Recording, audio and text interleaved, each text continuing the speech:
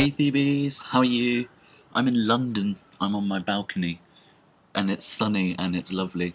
And I'm finally here in London, and I've done the first week of my course, and it's all spectacularly good. So, good. It's maybe a bit noisy, by the way, but I wanted to be outside, so you'll just have to cope. Sorry. Um, Today we're talking about Greek tragedy because I've covered it a bit, but I want to really go into it a little bit more depth. So I've got my texts here. I've got Sophocles' three Theban plays, which is Antigone, Oedipus the King, and Oedipus Eclonus. And I've got Aeschylus's The Oresteia, which is Agamemnon and libation bearers, etc. So they come in threes. I've told you a bit, I think, about the Dionysia, which is the festival which is done every year in the Greek cities and obviously Athens and other places. And I think the Dionysia was only done in Athens, actually, to be fair. And it would happen for about 2 weeks, and I can't remember the exact scale, but there were 3 days of celebrations, everyone got very drunk.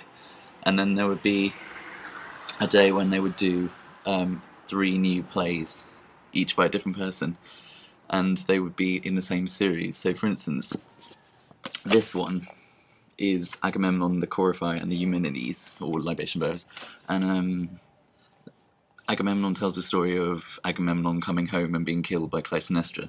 Then the Coryphai shows the son Orestes and the daughter Electra killing Clytemnestra, and then the third one shows them being put on trial for killing their mother by the gods. So you see the progression of the story, which is really good. And that is what used to happen at the Dionysia, this festival, where everyone got really drunk and then watched 3 plays in the same day, so you'd be sat in the theatre for quite a long time. Not the women, of course, because women don't like theatre. Women don't do anything, did you know? Oh, yeah, totally. It's just men understand theatre. So, anyway. So, what I wanted to go into a little bit more depth, and keep this one a little shorter than usual, because I think 15 minutes is a bit too long, really, for a video that's specialising. Sorry about traffic. We're going to go through a couple of terms and things. You've got hamartia, hubris, and peripeteia, which are your friends. And peripeteia is the point in any of the stories where the plot turns, the turning point of the plot, essentially. It changes, it adapts, something happens. So, for instance, in Oedipus Rex, and I'm sure you all know the story of Oedipus, but I'll just remind you that Oedipus is a young man who's prophesied at birth that he will kill his mother he will kill his father and sleep with his mother. And so his parents decide to kill him, but they can't quite do it, so they actually throw him off onto the mountains and hope that the gods forget the prophecy. But obviously the gods aren't in control of prophecies, that's fate, which is the only power higher than the gods.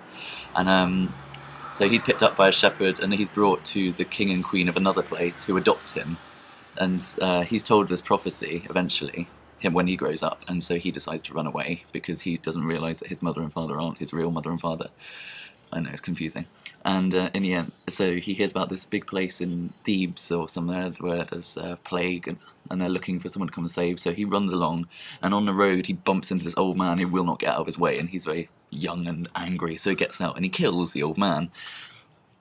And then he arrives in Thebes, gets rid of this Sphinx, which has taken over the Sphinx, and he answers a riddle, and it's all sort of solved. And everyone everywhere.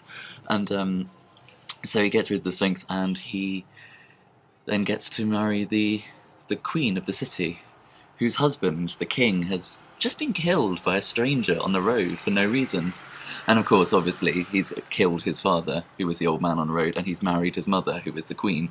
And in the play Oedipus, this has all happened in the past, so he discovers it slowly. And the turning point is when the shepherd, who is the one who found him up on a hill when he was a baby and brought him to his adoptive parents, the shepherd is brought to the city, and he basically tells the story without meaning to, and there's this moment where Oedipus just goes, oh.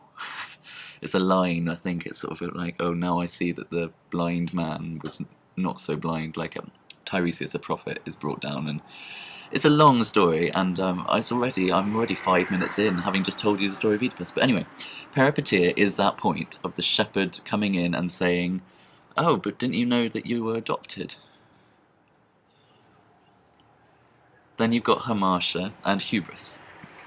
And hamartia is quite important because it is they're kind of the same thing, a little bit different, but they're pretty much the same thing, which is that they are arrogant to the point of invoking the wrath of the gods. So if to this day, hubris is still used actually. Like if you're hubristic or you have a touch of hubris about you, then basically you're angling for something bad to happen to you. And so we've got obviously like those points throughout Oedipus. You know, he often refers to the gods. He often like when people won't answer his questions straight away, he gets very angry and starts sort of hurling curses at them. And the irony is that the curses are the ones that come true for him. So, for instance, he threatens to blind someone else, and at the end of it, he, having worked out that he's fathered children by his own mother, he blinds himself with the brooches that she was wearing. She's gone and hung herself at this point because she's realised, well, I mean, everyone dies, it's Greek tragedy. But what's interesting about this is that these things show you it's a fixed format. So you have a beginning, you have the hubris, you have the hamartia of it, and then along the way you have the peripeteia, and at the end you have the catharsis, and catharsis is still used today, which basically means that you're not left hanging, you're given an ending to the thing, which is, you know, good. Sorry, I keep hearing sounds everywhere. It's London, it's never quiet. And the catharsis of the thing is quite important. So, for instance, at the end of Oedipus, he is sent off to walk blind in the wilderness, and that's how it goes for him. But that is given an ending, and of course he comes back again in Oedipus at Colonus with his cursed daughter Antigone, who also goes on to have horrible, horrible times. So, yay! Excellent work there. Coughing.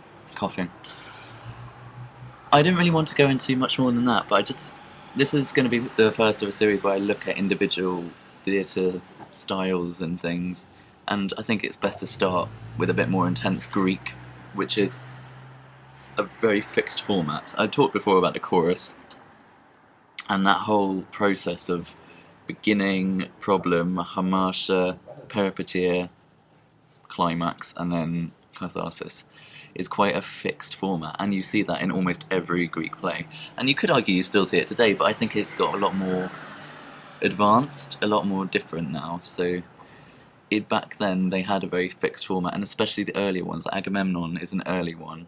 When it comes to later ancient Greek writers like Euripides, they begin to tear up the rulebook a little bit. Like in the Bacchae, that we've got lines missing from it, unfortunately. We haven't got a complete script, but it ends quite weirdly, and the catharsis doesn't feel cathartic. You actually still feel angry after you leave, which is good. It's kind of, he's beginning to play around with the format. Having said that, you also have people talking about things like, I'm trying to remember the play, I think it's Agamemnon. It ends with Clytemnestra having killed her husband, standing with her new lover, who happens to be her ex-husband's brother, and she stands with him and says, the gods cannot hurt us now. And that's how it ends. It ends with a woman in control with nothing else going on. And of course in the next play she gets killed by her own children, so you know it does come to a conclusion. But at the end of this first play, and if that one is produced by itself, and it often is, then you are left with a triumphant murderer. But at the same time, is she a murderer really? Because let's be honest, if you don't know the story of Agamemnon, I'll tell it to you quickly because it's a great one. Is Agamemnon is about to go and fight in the Trojan Wars to get his brother's wife, Helen of Troy, you know, the ship base that launched 1,000 ships, that one. That's obviously much later in a different playwright, but hey. And so he's about to go in that, but the gods won't let him go because he needs to give a sacrifice, and the sacrifice he needs to give is his youngest daughter, Iphigenia, who is lovely and sweet and kind and her mother's favourite. And he chooses to sacrifice her, and then goes off to war pleasantly, comes back 10 years later with his new girlfriend in tow, and his wife Clytemnestra is standing there, all very calm and very loving and stuff, and oh, let's not mention the past, let's not talk about that stuff, making a lot of veiled references, and then kills him in the bath. And yeah, I don't blame her, because, you know, if your husband kills your child. I think there's a lot of shit going on there that you cannot sort of skip over. So, anyway, that was just to give you an introduction to ancient Greek theatre, and I'm on 10 minutes now, so I think that's probably a good place to stop. I'll see you next time when I think we'll be going more into Shakespeare and looking at that sort of structure. Ooh. Also, drama school's really fun, but they made me touch the walls and said you must feel the room you're in, and yeah. But apart from that, it's great. Loving it. So, ta-ra! Bye!